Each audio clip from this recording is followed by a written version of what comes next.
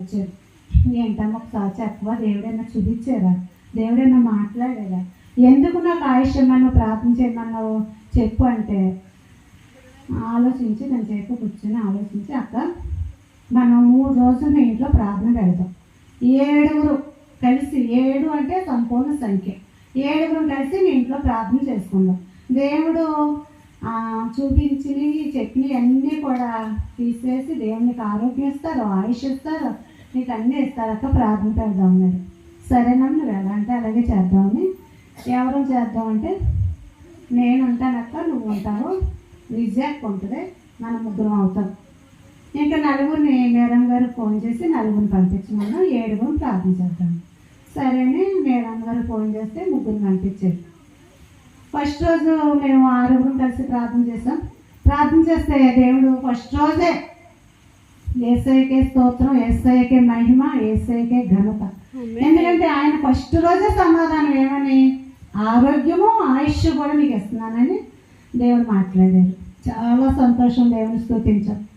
కానీ సమాధానం వచ్చింది కదా అని మేము మానకూడదు తమ్ముడు మనం.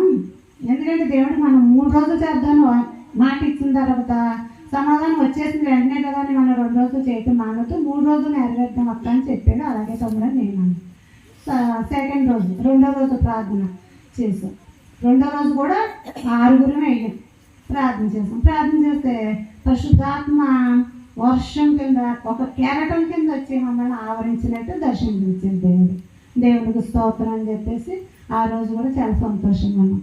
ఇంకా 3వ రోజు కూడా మళ్ళీ అక్కడి నుంచి 3 వచ్చారు, ఇక్కడ మేము 3 అయ్యాం, 6 అయ్యాం. మళ్ళీ ప్రార్థన చేసాం.